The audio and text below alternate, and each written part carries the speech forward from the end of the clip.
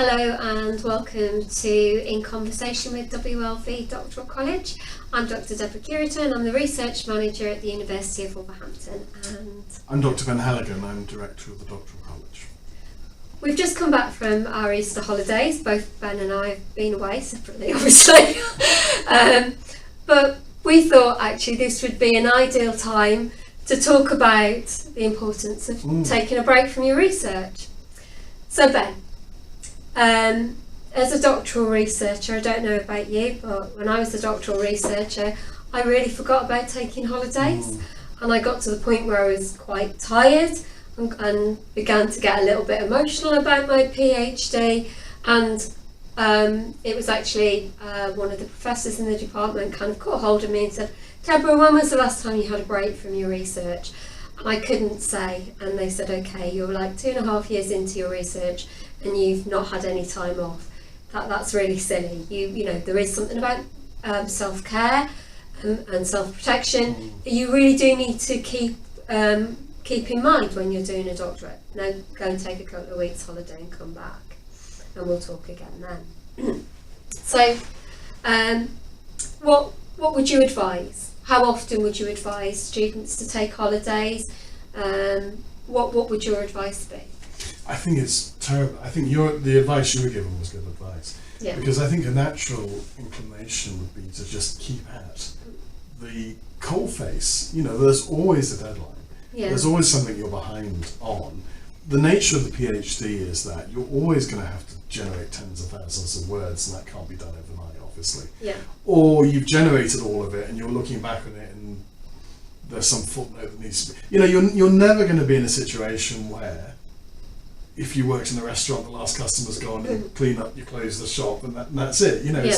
it's this ongoing thing. So I think you have to be quite militant with yourself to enforce a holiday, enforce a break, and to find a period where a week, 2 weeks, who knows what, is a period when you're not going to be doing PhD work. Yeah. And to tell your supervisor, I am intending to take a break. Yeah. So in talking to your supervisor about development, so I get you this on this date, Yeah. but then I'll be on holiday for 2 weeks. So when I come back, then I'll begin to look at the next bit, or Yeah. what have you. So that he or she is fully aware that they're not to expect you to be doing anything. And even if, I guess, you feel you're behind, but don't let that cut into the holiday, because if you don't have a holiday, you're going to be the worse for it, aren't you? Yeah. You get tired. You get tired, and then you can't work, because I think doing a PhD often really requires an intensity of thought, and if you don't have the energy, you can't do it, and you'll just frustrate yourself with your inability to do it. And what's a couple of weeks in the wider scheme of things across 6 months? Really nothing, you know. So it's very important.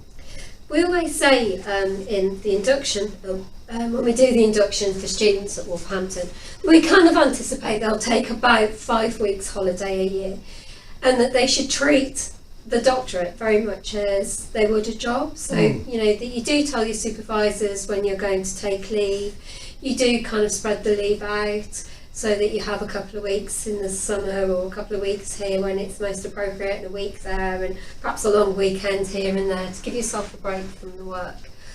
And that you plan that into the action plan that you sort out with your supervisors. So, you know, it's there in black and white in the action plan, but also that you're then sort of reminding your supervisors that, okay, I'm going to be on leave for a couple of weeks here, I'm going to take a few more days extra over Christmas because I've got family visiting, and then they know not to expect the work, so you manage expectations. So but whilst we kind of have those conversations with people, we have people who are quite shocked that they get holidays as part of their doctorate, but also people who are quite shocked that they don't get the whole summer off as they would as an undergraduate or a master's student. So I think it's really important to be mindful of both of those positions. Actually, doing the doctorate is middle ground, and it is very much like a full-time job. That you're going to be taking 4 to 5 weeks off every year as your annual leave, and to plan those.